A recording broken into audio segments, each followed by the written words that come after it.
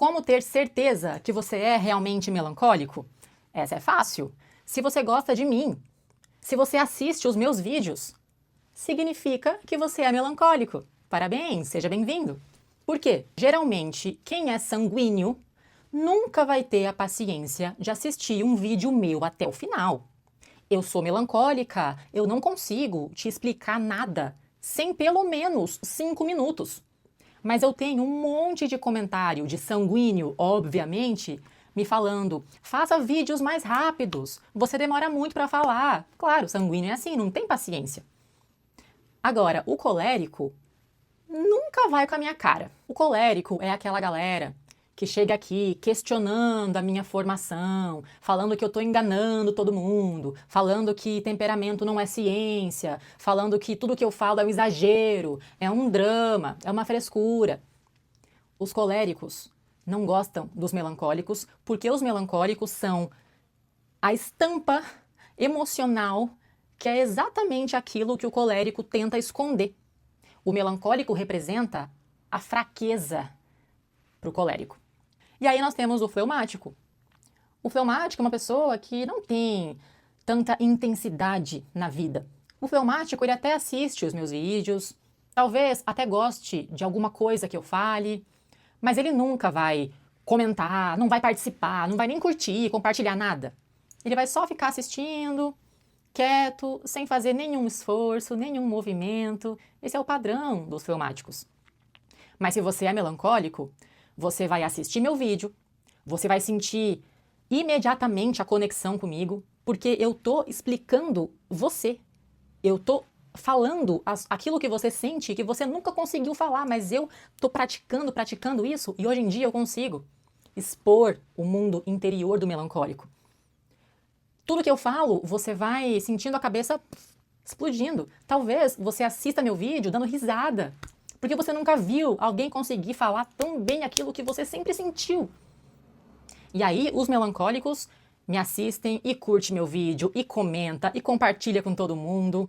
Se você me assiste, se identifica, e mais ainda, sente essa necessidade de me agradecer, de falar comigo, de interagir com o meu conteúdo, não há dúvidas. Os melancólicos se entendem. E todo mundo que chega aqui para falar que o que eu tô falando é uma frescura, é mentira, é drama, tá bom. Isso significa que você não é do nosso grupinho. E aí você pode se retirar. Eu falo aqui para melancólicos. Eu entendo de melancólicos. Os outros temperamentos, cada um que vai encontrar a terapeuta especializada em você. A minha missão de vida é com os melancólicos, pessoas semelhantes a mim. Meu trabalho é por vocês, é pra vocês. E eu quero que no nosso grupinho aqui só tenha a exclusividade dos melancólicos. Melancólicos unidos, melancólicos com orgulho. A gente vai mudar o mundo. Uma criança que nasce melancólica, ela pode se tornar 4 tipos diferentes de adultos. Você pode virar um melancólico colérico, melancólico sanguíneo, melancólico fleumático ou melancólico puro, melancólico. Eu vou te explicar a diferença entre os 4 e você identifica aí que tipo de pessoa você se tornou. Isso acontece com base nas suas experiências de vida, na sua criação, nos seus traumas, naquilo que vai acontecendo ao longo da sua jornada. Por exemplo, se você nasce melancólico, você nasce com tendências de ser introvertido, quietinho, sensível, intelectual, profundo, hiperfocado no seu mundinho. Mas de repente você cresceu com aquele grupo de amigos que você se conectou muito profundamente desde a infância. E você sempre foi estimulado pelos seus pais a participar de esportes, de projetos, uma vida agitada desde a infância. É claro que para você é muito mais fácil ser extrovertido hoje. Afinal, você recebeu os estímulos necessários. Você construiu a sua capacidade de interagir, socializar, conversar e você se acostumou, você criou confiança nisso. Então é capaz que hoje você seja um melancólico sanguíneo. Tendências internas de melancolia que você aprendeu a construir um jeito mais sanguíneo de viver e você é feliz com isso. Só que talvez pode ter acontecido que você nasceu uma criança melancólica, sensível, com uma família que negligenciou você, que abandonou você, que foi agressiva demais com você e podou todos os seus instintos melancólicos. Uma família que foi rígida demais, exigiu demais de você e você precisou aprender a criar uma casca grossa. Então você nasceu sensível, só que você aprendeu desde cedo que a sua sensibilidade era um defeito, uma fraqueza, uma doença.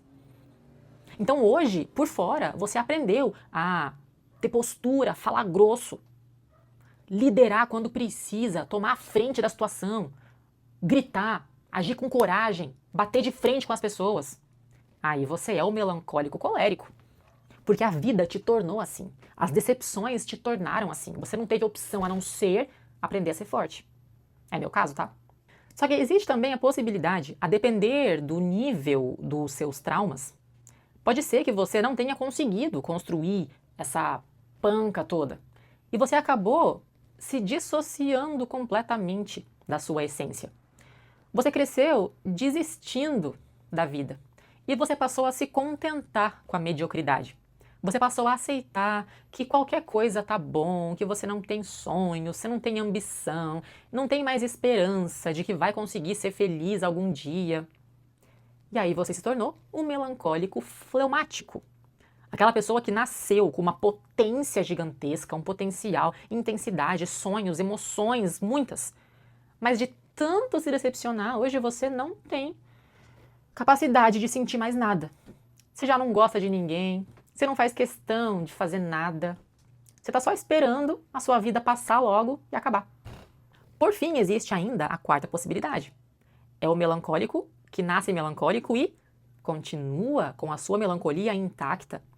Existem pessoas muito sortudas que nascem dentro de um lar, uma família amorosa, que aceita o seu jeito de ser, que te ama, que te dá apoio, que observa as suas particularidades, estimula aquilo que já é um dom natural em você. E aí você se torna um melancólico muito bem resolvido com o seu temperamento. Um melancólico que desde criança desenvolveu as habilidades artísticas. E é assim que se formam os melancólicos felizes. Mas para analisar quantas pessoas nesse mundo nascem assim, ganhando na loteria. Uma família que te dá amor, apoio. Isso é tão raro que eu nem sei se eu conheço. É isso que eu preciso que você entenda.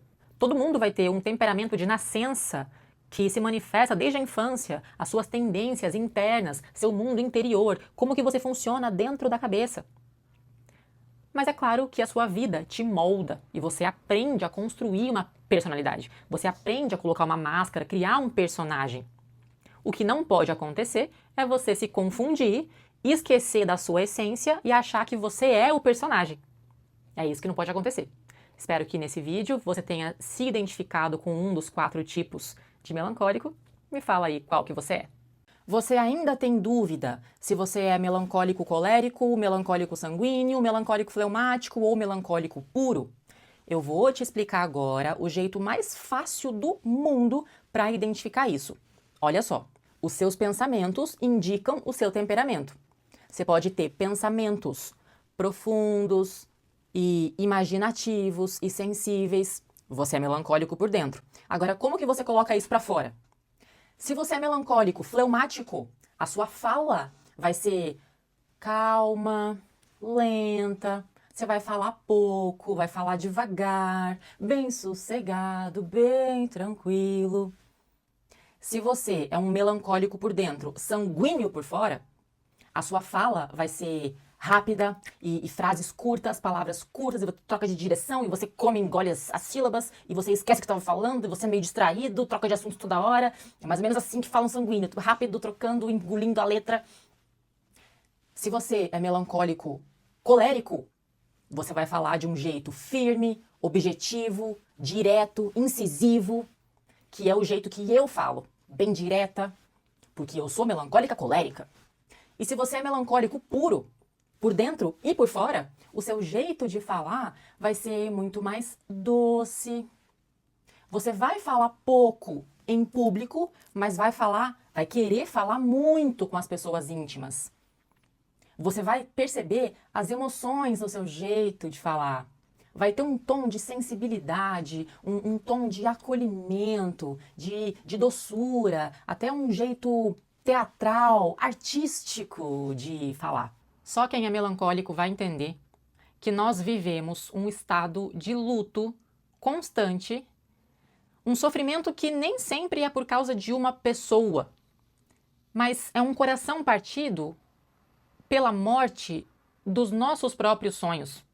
É um sofrimento, é um choro de luto pela nossa própria vida. A gente não consegue aceitar por que as coisas têm que ser assim. Eu não queria que a minha vida fosse desse jeito. Eu não merecia essas coisas que aconteceram comigo. Eu juro que eu sempre dei o meu melhor, eu juro que eu sempre me esforcei, eu juro que tudo o que eu mais queria era ser feliz.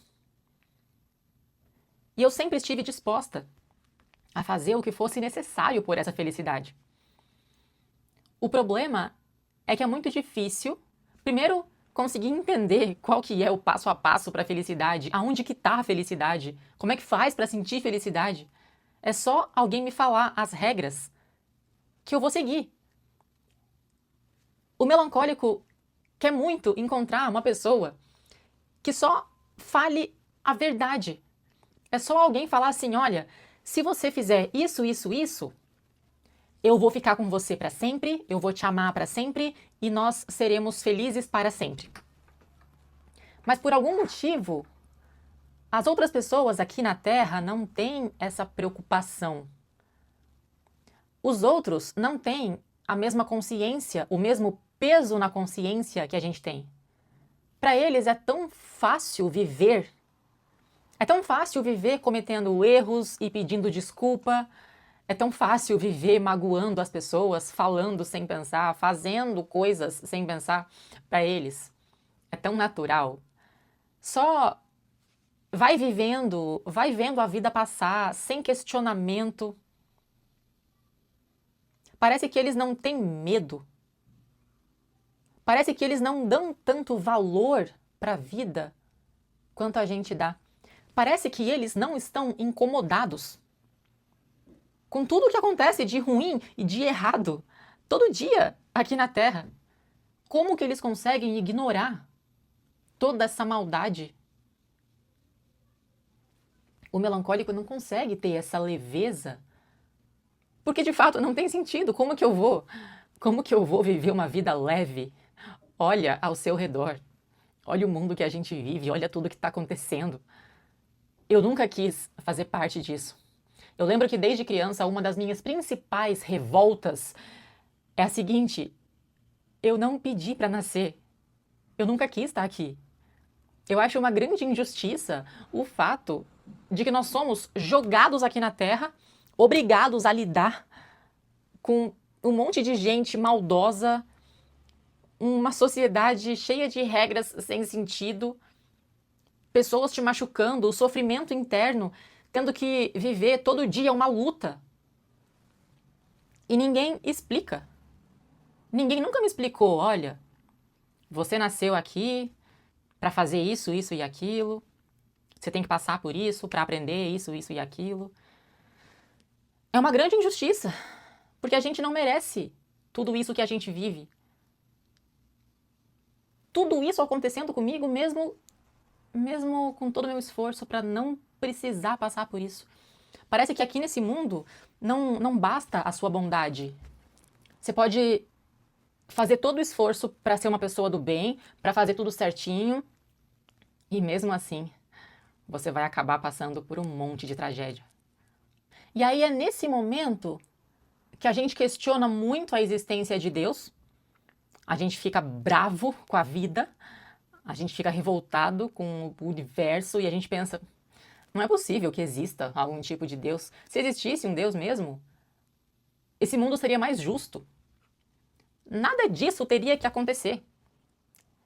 Se existisse um Deus, as coisas teriam mais sentido, mais clareza, mais explicação, mais coerência. A dificuldade do melancólico está em viver em um mundo que é incoerente.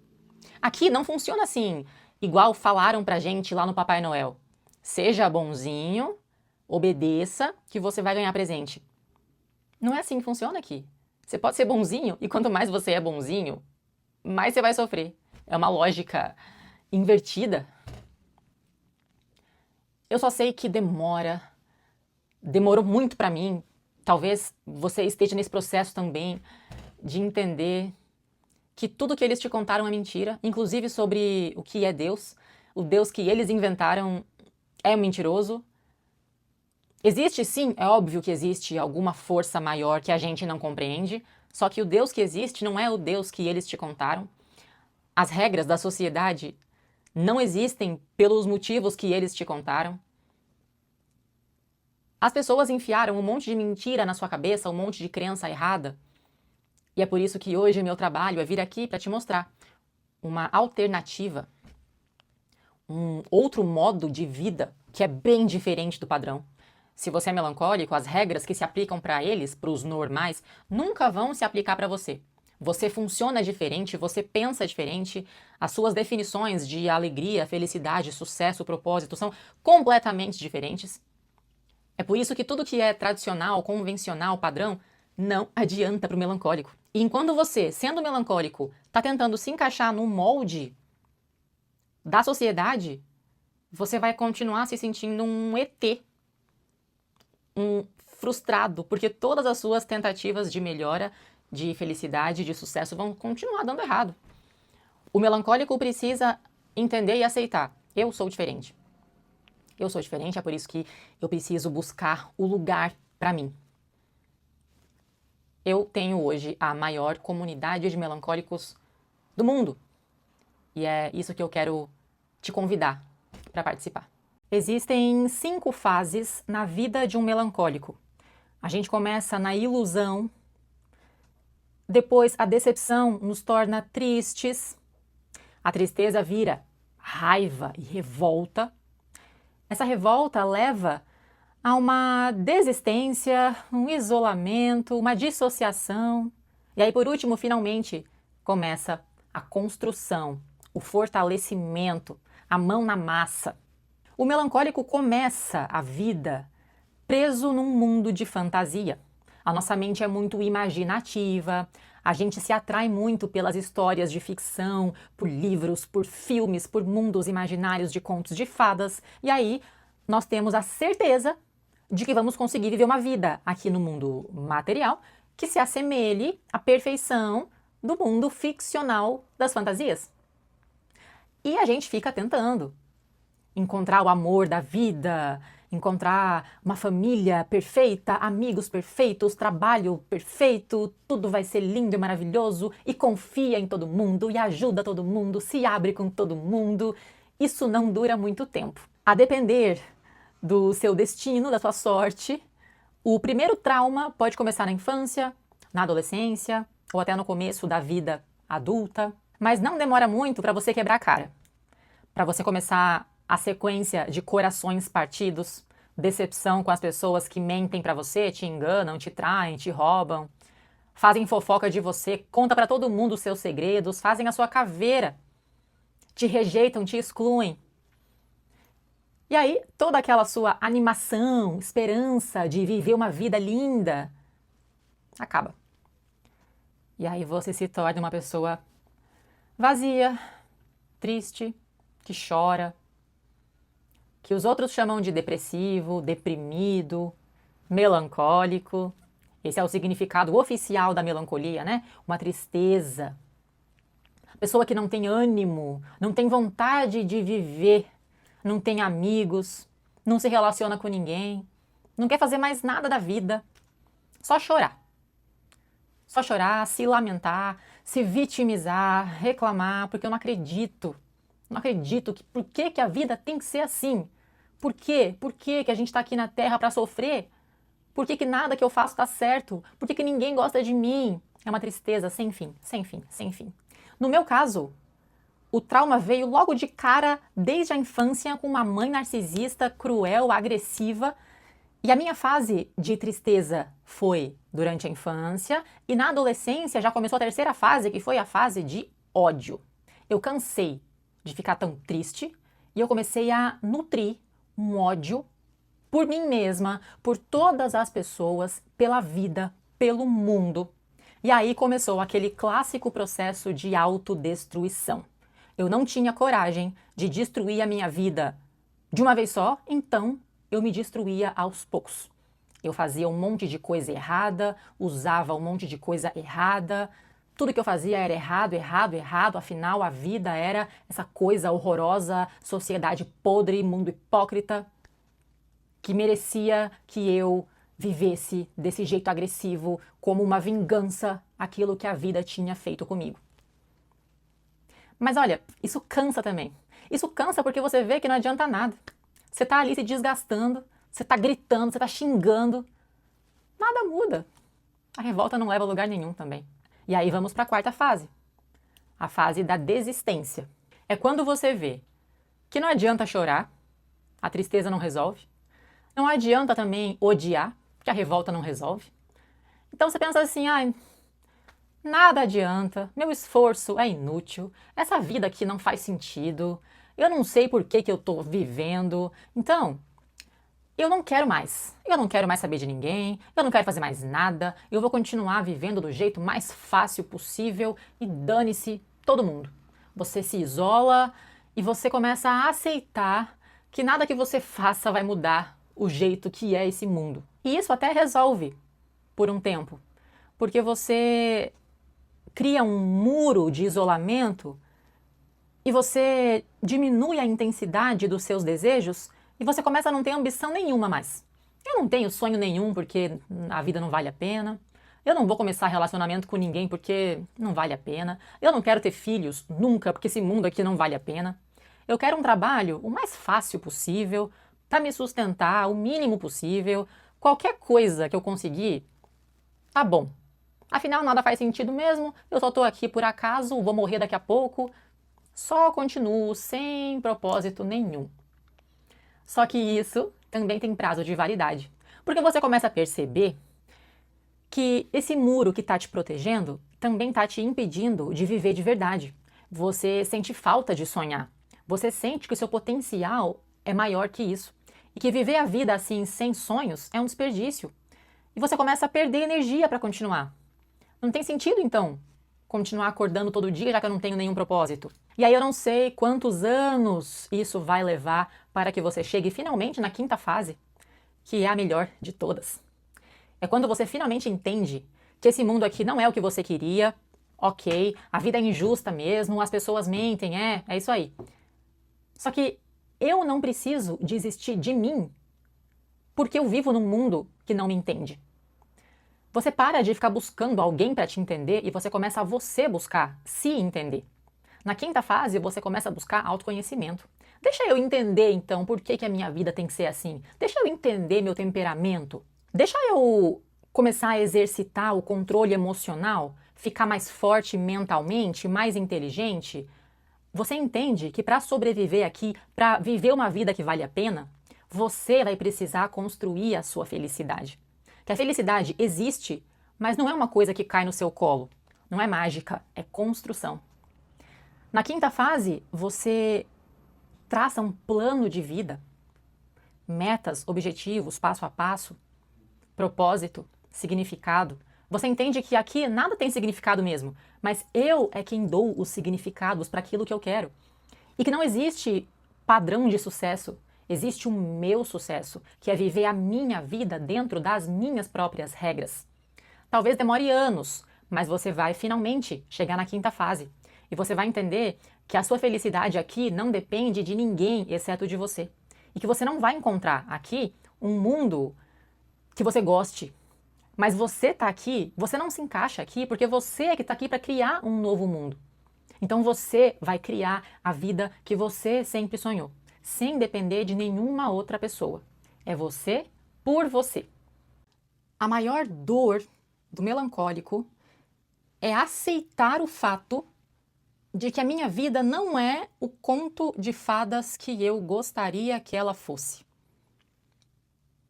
Por mais que eu me esforce ao máximo, a minha vida não atende aos meus padrões de perfeição. Desde criança, tudo que eu queria era um Natal em família igual àquele que eu vejo nos filmes. Uma árvore de Natal gigantesca, as pessoas trocando presentes e abraços e todo mundo se ama. Mas não é isso que a vida me deu. Tudo que eu mais queria era um trabalho que tivesse impacto, era lutar por uma causa, encontrar um trabalho que realmente mudasse o mundo, um propósito de vida. Mas os meus primeiros empregos não foram bem assim. O meu sonho, meu maior sonho, era viver um romance, era encontrar o amor da minha vida, uma alma gêmea, um príncipe encantado, igualzinho das histórias que eu lia, dos contos de fadas que eu assistia, que eu imaginava, que eu idealizava. Mas não é assim que a realidade funciona. Eu queria ter um relacionamento de mãe e filha igual eu assisti no Gilmore Girls. Eu queria ter um grupo de amigos igual eu assistia em Friends. Mas a minha realidade, a nossa realidade, não é nem parecido. O mais difícil é conseguir lidar com isso, é conseguir aceitar. Porque a gente fica triste, a gente fica revoltado, a gente sofre, a gente quer desistir, a gente quer gritar, espernear. Nada adianta. O nosso sofrimento não muda a realidade. E o mais triste é que o seu esforço também não muda a realidade. Porque esse desejo de vida perfeita que você busca, é só você que busca. As outras pessoas não estão tão preocupadas assim com a história de vida que elas estão escrevendo. Não é uma preocupação comum. As pessoas não ligam tanto assim para os contos de fadas como você. As pessoas não têm a sensibilidade artística que você tem. Para as outras pessoas, qualquer coisa tá bom. Elas não têm o mesmo cuidado que você, a mesma atenção para detalhes. A impressão que eu tenho é que a minha vida é um quadro que eu estou pintando e desde que eu nasci, eu estou me esforçando ao máximo para fazer um quadro, uma obra de arte. E aí eu seleciono cada cor, eu tenho maior cuidado com cada pincelada, eu fico pensando, estudando, correndo atrás de qual vai ser a melhor imagem que eu vou pintar.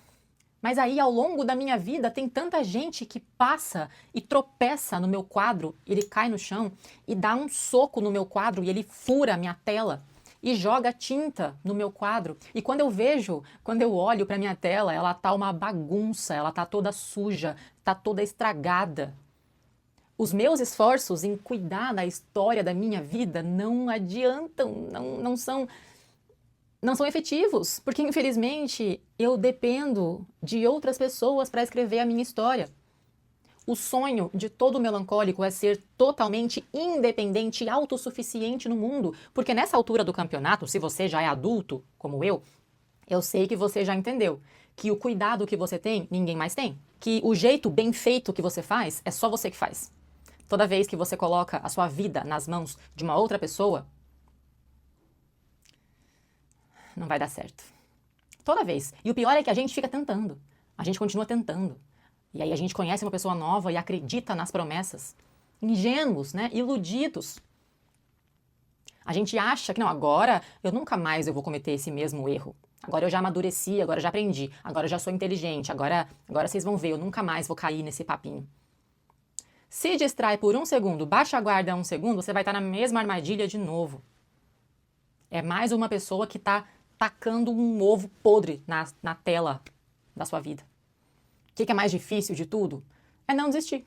Porque a gente olha pro quadro lá todo estragado, pro nosso coração todo ferido, a nossa cabeça cheia de trauma, cheia de bloqueio, que nem fui eu que fiz. Foram as outras pessoas que foram enfiando coisas na minha cabeça. E agora a gente é obrigado a lidar com uma mente toda estragada para consertar.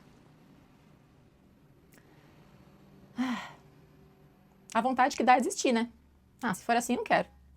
Eu nunca quis isso, eu não mereço isso. Eu não nasci para isso. Mas é a única vida que temos. Por mais que você acredite em várias outras reencarnações e sei lá o quê, mas você tem uma chance nesse corpo, com esse rosto, com esse nome, é uma chance só, é uma vida só.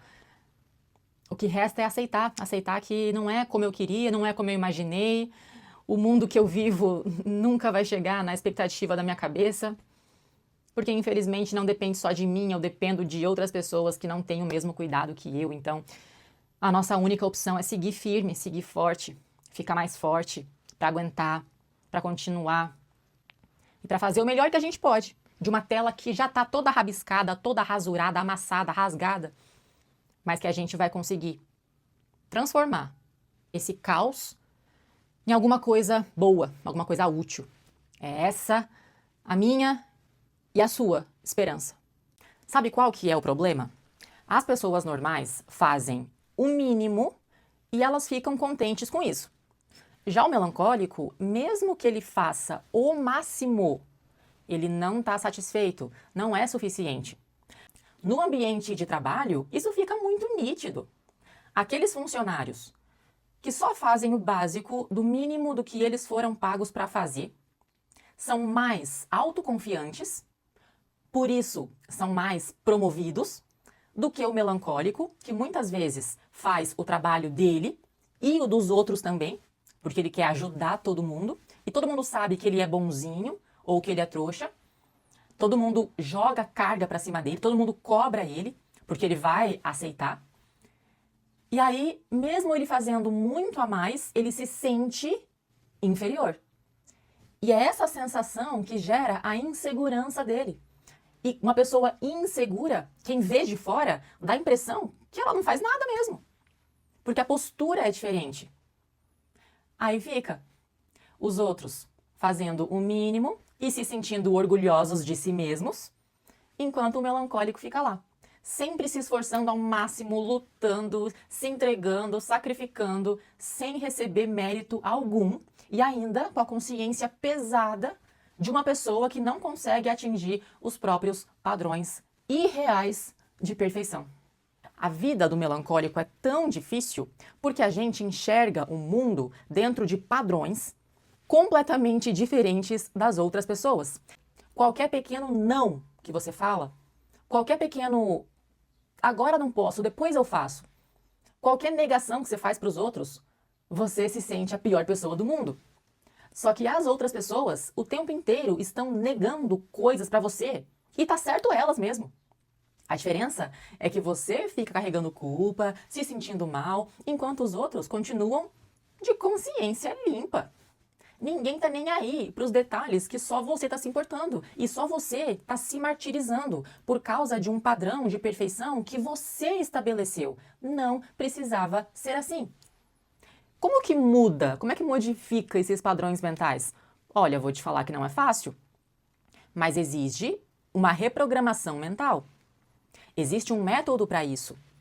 Existe uma coisa chamada autoconhecimento, uma jornada de exercícios de autoterapia que você vai fazendo e você vai escrevendo e você vai meditando e você vai repetindo novas crenças, trocando o seu jeito de pensar, eliminando a sobrecarga emocional do passado, substituindo, fazendo uma faxina na sua cabeça e assumindo o controle sobre o seu temperamento.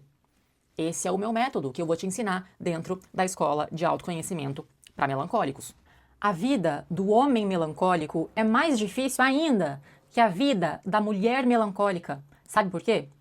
Porque na nossa sociedade já é esperado que o padrão feminino seja uma pessoa com muitos sentimentos, uma pessoa sensível, uma pessoa quietinha, uma pessoa que chora, que se apaixona, que gosta de arte. Agora experimenta você nascer um homem com essas características. Imediatamente você vai ser rotulado como afeminado. Independente da sua orientação sexual, você vai sofrer Preconceito. As pessoas já têm na cabeça que quando a criança nasce menino, ele vai ser arteiro, ele vai correr, subir na árvore, pular, ele vai ser expansivo, agressivo. E quando a criança nasce menina, ela vai ser mais tranquila, mais fofinha, mais carinhosa, mais romântica. Só que as pessoas não percebem que uma criança age não de acordo com o seu gênero, mas de acordo com o seu temperamento. O menino sanguíneo, colérico, realmente ele vai ser muito enérgico, agitado, assim como as meninas sanguíneas e coléricas, sempre falando alto, inventando mil brincadeiras, sempre correndo, pulando, se machucando muito, vivendo intensamente do lado de fora, cheio de amiguinhos, cheio de festa, vida agitada. Agora, um menino que nasce melancólico ou fleumático vai ser uma criança quieta. E por que ser quieto é defeito? É um defeito tão grave na nossa sociedade, no Brasil principalmente. E o menino melancólico já vai nascer sendo julgado, criticado, cobrado desde os primeiros anos de vida. Já vai ser classificado como aquele que é diferente, que é estranho e que é inferior, fraco, muitas vezes fraco. Porque na nossa sociedade não são valorizadas as características de intelecto, de arte, de sensibilidade. A empatia, aqui onde a gente vive, é considerada uma fraqueza. Porque os bonzinhos são aqueles mais fáceis de enganar, mais fáceis de passar para trás. Então, o menino melancólico, ele já vai crescendo envolto numa bolha de insegurança, acreditando que ele nasceu errado. É claro que essa mentalidade vai gerar uma infinidade de traumas em todas as áreas da vida. Ele vai sofrer bullying na escola, ele vai ser zoado pelos amigos, ele vai ser o último a se relacionar, intimamente falando. Ele vai ter poucos relacionamentos ao longo da vida porque ele tem tanto medo, tanta insegurança. Afinal, desde que ele nasceu, tudo que ele faz é errado. Tudo que ele faz é zoado, debochado. Como que ele vai ter coragem de se expressar? E aí ele acaba crescendo aquele homem isolado, cheio de trauma, que não tem relacionamento, quase nunca teve, nunca deu certo, não consegue se abrir, não consegue falar sobre o que sente, chora escondido, no fundo odeia todo mundo. Então, se você é homem e você é melancólico, quero que você saiba que a maioria hoje em dia dos meus alunos dentro da minha escola de autoconhecimento para melancólicos são homens. É um fato que me surpreendeu inicialmente. Mas hoje em dia, os homens melancólicos têm mais dificuldade para encontrar o seu lugar no mundo. Muito mais dificuldade para encontrar terapeutas que te entendam e que não tentem enfiar você no padrão de masculinidade que a sociedade inventou. Então, se você está se sentindo isolado, sozinho no mundo, ninguém nunca te entendeu, calma, existe um lugar para você. Agora que você já sabe qual que é o seu temperamento, você também já sabe onde você vai encontrar pessoas semelhantes, que vão te compreender, te acolher e te ajudar a superar os traumas do passado e criar um fortalecimento na sua mente. Se você pudesse ler a mente das pessoas quietas, você iria se surpreender com a profundidade que nós temos aqui. Com a quantidade de pensamentos acelerados, de raciocínios, de sinapses, você iria se surpreender com o tamanho do universo infinito que as pessoas quietas guardam dentro de si. Porque diferente dos falantes, que estão ali mostrando o tempo inteiro tudo que eles têm, a pessoa quieta está guardando a própria mente, guardando as próprias emoções, guardando os próprios pensamentos para o momento certo. A pessoa quieta fala pouco porque ela valoriza mais as palavras. Nós falamos pouco porque estamos buscando os momentos certos. A gente não está aqui para gastar, para falar à toa e para ser interrompido. Nós queremos ser ouvidos e valorizados pelas pessoas que têm a curiosidade suficiente, a mente aberta o suficiente, a calma suficiente para escutar e o gosto refinado de saber valorizar pessoas que têm uma personalidade diferente do padrão. As pessoas mais quietas, mais introvertidas, mais melancólicas, funcionam de um jeito completamente diferente. Se você acha que só em olhar uma pessoa quieta você já sabe qualquer coisa sobre ela, você está redondamente enganado. Você iria se surpreender se pudesse ler a mente de uma pessoa quieta, acredite. Ao contrário do que acha o senso comum, uma pessoa quieta não está quieta porque ela está vazia por dentro ou porque ela não tem muita coisa para dizer. Na verdade, é justamente o contrário. Quanto mais falante uma pessoa é, mais isso demonstra o pouco que ela pensa. Uma pessoa que fala demais está fugindo de si mesma, está fugindo do desconforto, do silêncio dos próprios pensamentos. Uma pessoa quieta é mais observadora, mais atenta aos detalhes. Os quietos estão em um ambiente para ouvir, para aprender e não para encher de palavras vazias só para preencher o buraco do silêncio, porque eles têm medo do que esse silêncio pode trazer à tona dentro de si.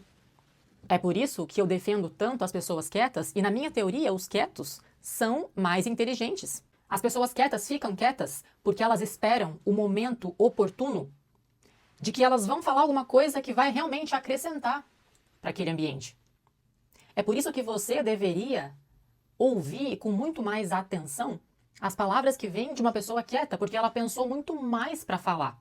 Porque ela está muito mais cheia de conteúdo do lado de dentro do que aquele que já falou tudo que tinha para dar e ficou vazio. A minha teoria é de que as pessoas extrovertidas se incomodam tanto com as pessoas quietas porque elas admiram a força que elas têm de conseguir se manter quietas, de conseguir lidar com o silêncio, de conseguir lidar com o desconforto, de ficar calado, só escutando, só aprendendo, só analisando. As pessoas extrovertidas acham que quem mais fala é porque é mais autoconfiante, sendo que é justamente o contrário. As pessoas falam o tempo todo numa tentativa de esconder as próprias falhas. Elas acham que se elas preencherem o ambiente com uma conversa sobre qualquer coisa, elas vão manter as pessoas distraídas nesses temas tão rasos, superficiais, e ninguém vai estar prestando atenção nelas. Quem fala está produzindo distrações. As pessoas quietas mereciam ser muito mais admiradas, como mais sábias. O que falta na nossa sociedade? Um pouco mais de curiosidade das pessoas. Um pouco menos de julgamento. Só em você olhar para uma pessoa que está quieta, você não sabe nada sobre ela. Você não tem o direito de colocar um julgamento, colocar um rótulo nessa pessoa. Por que você não tem um pouco mais de curiosidade? Por que você não espera um pouco mais o tempo dela falar? Por que você não faz perguntas respeitosas ao invés de piadinhas? Você iria se surpreender se você pudesse ler a mente de uma pessoa quieta. Eu sou melancólica e tem duas palavras que eu odeio escutar: desculpa e relaxa. Toda vez que alguém vem falar para mim, desculpa, me sobe um ódio que eu falo, eu não quero escutar desculpa. Essa palavra é inútil. O que eu queria era que você tivesse cuidado antes de cometer esse erro comigo.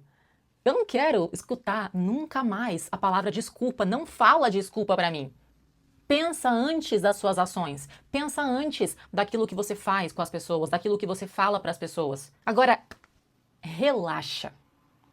Toda vez que eu tento demonstrar preocupação com alguma coisa ou com alguma pessoa, a seriedade com que nós melancólicos levamos a vida, o jeito que a gente se importa muito com tudo aquilo que a gente faz. E aí a gente quer demonstrar preocupação, a gente quer questionar, a gente quer saber. E aí vem alguém e fala, relaxa.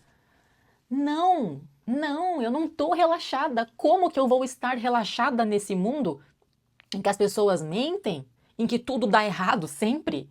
Não existe relaxamento aqui. Eu não estou relaxada, não me permito relaxar, porque toda vez que eu relaxo, eu tenho que lidar com o fracasso, a dor e o arrependimento. Então não vem me mandar relaxar. Responde aquilo que eu estou perguntando. Respeita o meu direito de me preocupar. Eu tenho direito de questionar. Eu tenho direito de entender. As pessoas não têm obrigação de seguir as suas regras. Não é porque uma coisa para você é óbvia que o outro não pode ir lá e perguntar. Então não vem falar relaxa, não existe relaxa. Quando alguém te fala relaxa, ela está se colocando numa posição de superioridade sobre você. Ela está nas entrelinhas te chamando de exagerado, de dramático. Tipo assim, relaxa, você está sendo muito exagerado. Não. É justamente essa postura de relaxamento que faz as pessoas cometerem tantos erros, porque elas acham que depois, as pessoas acham assim, tá tudo bem errar, não vai dar nada, é só eu pedir desculpa, que aí eu falo desculpa, tudo resolvido, eu tenho uma segunda chance. Eu posso errar porque, afinal, acontece, as pessoas erram, normal. Já pedi desculpa, o pior é quando a pessoa erra, porque ela estava relaxada, aí ela errou com você, falou desculpa, e ela começa a te cobrar as desculpas dela. E ela fala assim, eu já pedi desculpa, o que mais você quer que eu faça agora? Como se falar desculpa, pronto, minha obrigação já foi feita. Eu falei desculpa, eu tirei o peso das minhas costas. O meu erro com você foi cancelado, foi anulado. Já falei desculpa, o que mais que eu posso fazer? Ou seja, agora você foi machucado, e é você que é a pessoa do mal porque você não quer desculpar. Todo o peso cai em cima de você. Eu não sei como que a gente aguenta viver todo dia nessa sociedade. É por isso que ser melancólico é tão cansativo, tão difícil, tanto sofrimento. O problema tá na gente ou tá neles? Você que me diz. Um melancólico não tolera cometer erros. E se você deixar, o peso da culpa pelos seus erros vai acabar destruindo a sua vida. Nesse vídeo, eu quero te falar 3 formas de lidar com os seus erros. Eu já cometi todos os erros mais errados que você puder imaginar. Eu já menti, eu já traí, eu já enganei, eu já roubei, eu já usei tudo que é coisa desse mundo, eu já fiz coisa escondido, eu já magoei muita gente, eu já fiz fofoca, eu já fiquei com quem não deveria, já tive fantasias com quem não deveria, já experimentei um monte de coisa imoral só para seguir a minha curiosidade. Durante muito tempo, eu me permiti ser consumida pelos meus erros. Eu permiti que os meus erros me definissem. E eu coloquei na minha cabeça que se a minha vida era cheia de memórias erradas e de coisas erradas que as pessoas fizeram comigo, que eu fiz com as pessoas, então é porque eu era um erro. Essa foi a minha conclusão. E já que eu era um erro, o que eu merecia? Uma vida de erros, dor, sofrimento, uma vida que já estava fadada ao fracasso. Era assim que eu pensava. Eu já nem tinha sonho, eu nem fazia planos, porque eu pensava, imagina que eu, toda errada, vou conseguir algum dia viver felicidade. Isso não vai acontecer. Mas tudo mudou quando eu comecei a fazer 3 coisas. A primeira delas é coragem para falar sobre os meus erros.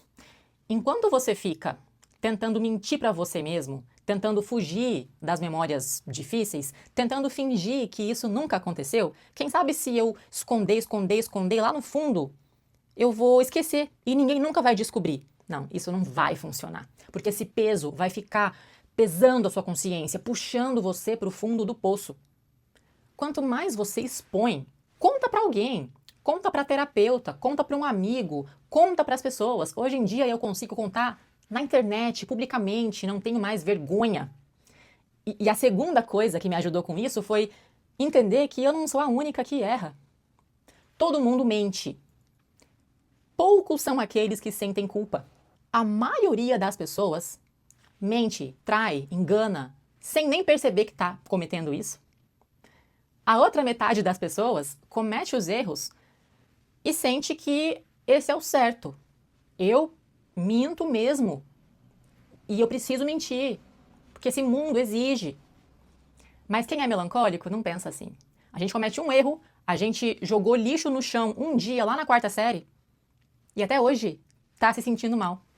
Enquanto tem gente que joga caminhões de lixo na rua todo dia e dorme tranquilo. Tudo que você vê nas outras pessoas é só uma aparência ilusória. Você não conhece nenhuma pessoa inteiramente, porque todos mentem. Se você mentiu alguma vez na vida, não significa que você é errado. Significa apenas que você é um ser humano. Quando eu entendi isso, tudo mudou. Porque eu me senti no mesmo barco das outras pessoas. Eu parei de me sentir inferior. Eu parei de me sentir marginalizada da sociedade. Eu me senti pertencente. Porque todo mundo tá errando, é. Então a gente também tem direito de errar. É permitido errar aqui. Desde que você assuma seu erro, é permitido. E aí vem a terceira coisa. É você não deixar os seus erros saírem de graça. Nenhum erro seu pode ter sido à toa. Você vai aprender com eles. Só que para aprender com eles, começa falando sobre eles, admitindo que você errou. Lembrando, ao invés de fugir da memória, não, tem que lembrar mesmo. Lembrar de cada detalhe, cada motivo, cada gatilho que foi te levando àquele erro. Para quê? Porque aí a próxima vez que você começar a entrar no caminho errado, você já entendeu que deve desviar. O que eu te recomendo oficialmente é escreve, sabe? Faz uma lista com todos os seus erros, para você poder encarar aquilo ali, estudar o seu passado. Então, como que você vai lidar com os seus erros, entendendo que todo mundo erra, mas só as melhores pessoas são aquelas que sentem culpa. Então, se você está com dificuldade para dormir por causa de um erro, é um bom sinal. Você está se arrependendo. Você é uma pessoa boa. As pessoas que não prestam mesmo não perdem um segundo de energia com arrependimento. Elas confundem o erro com o acerto e elas se sentem felizes com os seus erros. Se você sente culpa, é um sinal da sua bondade. E aí, entenda que você precisa encarar os seus erros para que você consiga aprender com eles. A pessoa inteligente é aquela que não comete o mesmo erro 2 vezes. Uma pessoa burra é aquela que vai errando a vida toda, sem nem perceber que erra, só colhendo as consequências dos seus erros, perdida, não sei o que eu fiz, não sei como que eu cheguei aqui, e o pior, culpando os outros. Mas se você tem coragem de olhar para o seu erro, falar sobre o seu erro, aprender com o seu erro, é um sinal de bondade e inteligência. Chorar é uma necessidade fisiológica para o melancólico, assim como fazer xixi, fazer cocô, soltar gases. Faz parte do processo de digestão das emoções. E se você fala assim, eu sou melancólico, mas eu nunca choro. Já faz anos que eu não sou de chorar. Ok. Talvez seja por isso que você se sente tão pesado, carregando um monte de bloqueio e trauma do passado, porque você não está colocando para fora. Esse é o problema. Eu sempre faço a analogia do xixi para poder te explicar como que funciona o processo do choro. Você sabe que se você é melancólico, a sua intensidade mental é muito maior. A sua mente produz mais pensamentos, mais acelerados, a sua imaginação é mais profunda, a sua memória é mais profunda, o seu HD aqui dentro está muito carregado. Você precisa colocar isso para fora. Igualzinho, a sua bexiga vai enchendo de água e de líquidos e ela vai enchendo. Você sabe que em algum momento você vai precisar parar tudo que você está fazendo, ir lá no banheiro, fazer um xixi, esvaziar a bexiga, aliviar esse peso que ficou cheio. Agora imagina que você não faça isso. Que você resolve que você vai ignorar. A sua bexiga vai ficar cheia e você não vai no banheiro, você se recusa. O que vai acontecer? Fala pra mim. Vai chegar um ponto que a sua bexiga vai estourar. Você vai fazer xixi. Não sei em que momento. Na frente de todo mundo. Vai mijar na calça. Vai ser vergonhoso. Não vai ser legal. A mesma coisa acontece com o choro. Se você não tira um tempo da sua vida para fazer um processo de autoconhecimento terapêutico, um momento de solidão, solitude, que você vai estar num ambiente protegido para chorar, e você tira esse momento para aliviar as emoções, e você fica ali guardando, alimentando, engolindo, vai chegar uma hora que esse choro vai ter que sair. As lágrimas, elas vão explodir. E eu não sei em que momento que vai ser esse. Vai ser na frente de todo mundo, vai ser na hora de um estresse no trabalho, vai ser na hora de uma briga com alguém que você não podia estar chorando ali. Só que você vai porque você estava todo acumulado, você não esvaziou no momento certo. É assim que acontecem os surtos, explosão de estresse, explosão de raiva, explosão de drama, de choro, de tudo ao mesmo tempo. E você fica chorando e você nem entende por que você está chorando tanto naquela hora. Você não consegue controlar. Claro! Há quanto tempo você está acumulando isso? Não está enfrentando o momento do choro. E para chorar, qual que é o momento? Você vai no seu quarto, você fecha a porta e você tira a máscara, essa máscara de durão que você tá usando aí, essa máscara de pessoa fria, porque eu e você sabemos, é só uma máscara. Por dentro, você sabe que você sofre, sim. A vontade de chorar existe em algum lugar. É que você está reprimindo ela e fingindo que ela não existe. E eu te entendo. Só que na hora do autoconhecimento, que você vai começar a escrever as suas emoções no seu caderno, vai começar a lembrar os momentos difíceis do passado, revisitar lá os seus fantasmas, ressignificar o que aconteceu, aquela tragédia, aquela injustiça. Isso precisa ser relembrado e encarado com vulnerabilidade quando você está sozinho na sua terapia. Se você fala que você não consegue chorar, que você eu entendi a importância do choro, mas eu não consigo chorar, não consigo. Tá, então eu te convido para participar da minha terapia para melancólicos. Eu tenho vários relatos de alunos que não choravam, mas depois de fazer os exercícios comigo, o choro vai acontecer, acredite. Todo melancólico tem o seu vício de estimação. Por quê? O melancólico é intenso. A gente não consegue fazer nada de um jeito normal, equilibrado, moderado, comedido, não. Ou a gente vai no máximo do limite, ou a gente nem faz. Todo melancólico tem um hiperfoco, mas a questão é, vício, hábito, hiperfoco são 3 nomes diferentes para a mesma coisa. O seu erro está em ignorar o seu vício, fingir que ele não existe por vergonha, e aí você faz escondido, o que piora tudo ainda mais, porque se você não admite, você não consegue aprender com o seu vício. O melancólico pode ser viciado em bebida, pode ser viciado em comida, como eu já fui, pode ser viciado em jogos, em compras, em pornografia. Eu sou viciada em cafeína, admito. Pode ser viciado naquela coisa verde, para ficar de boa. Não tem julgamento. Não tem julgamento. Eu já provei de tudo isso. O que já foi meu vício? Comida, açúcar especificamente, carboidrato especificamente, e hoje em dia cafeína. Mas olha, para de errar tentando diminuir a sua intensidade, porque isso não vai acontecer. Você é melancólico, você é intenso. Você precisa colocar a sua intensidade em algum lugar. Você precisa canalizar. E aí tem 2 formas de você lidar com o seu vício. Primeiro, trocar um vício pelo outro. Eu consegui trocar o vício em comida por vício em exercício físico. Eu não consigo praticar meu esporte, que atualmente é corrida. Eu não consigo correr de vez em quando, eu não consigo faltar no treino. É um hiperfoco meu, é uma obsessão. Ou eu faço todos os dias naquele mesmo horário o meu treino, ou se eu faltar um dia, a minha cabeça começa a entrar em pane, eu não consigo fazer mais nada. Isso é um vício, é incontrolável, eu preciso estar lá. Cafeína, mesma coisa. Se eu não tomar a minha dose de energético todos os dias, eu não faço nada, não sou produtiva. Mas olha só, tem 2 formas. Ou você troca de vício, e aí você tira o vício por substâncias e troca por um vício em livros, vício em leitura, vício em assistir uma série que vai te ajudar a aprender alguma coisa útil. Troca de vício. Ou, uma outra opção, é usar o seu vício de forma inteligente. Então, por exemplo, eu sei que eu sou viciada em cafeína, ok.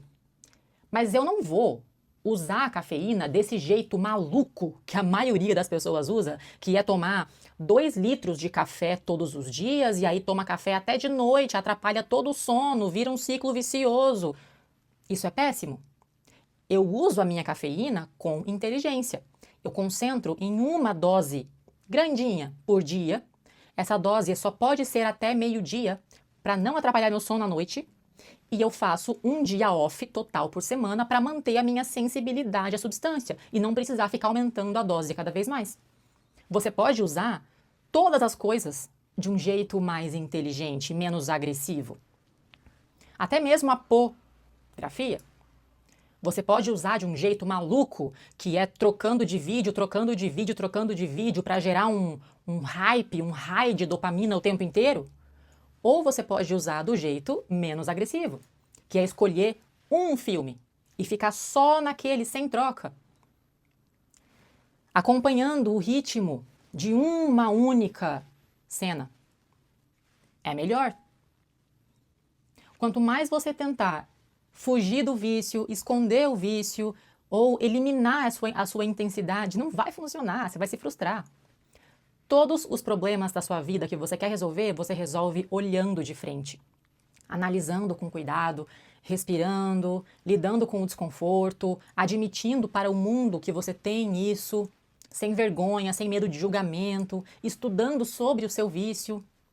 Tem que estudar. Se você é viciado em bebida, estuda. Quais são os efeitos do álcool no meu corpo? Como que acontece isso? Por que eu gosto tanto? Como que é um jeito mais saudável de usar? Tudo se resolve com base em aceitação, olhar de frente, estudo. É assim que você consegue inteligência emocional, sem fugir daquilo que é difícil. Pelo contrário, busca a dificuldade, busca o desconforto. É no desconforto que está a evolução. Todo mundo já devia saber disso. Melancólico atrai narcisista? Sim, atrai. Primeiro, porque o melancólico é introvertido, é um ser sozinho, isolado, ou seja, mais vulnerável. Os narcisistas são pessoas altamente inteligentes, estratégicas.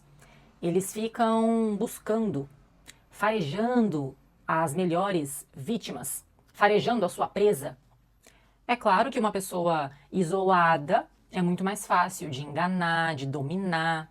O segundo motivo é porque todo melancólico que ainda não descobriu as vantagens do seu temperamento é uma pessoa insegura, cheia de pensamentos inseguros o tempo inteiro.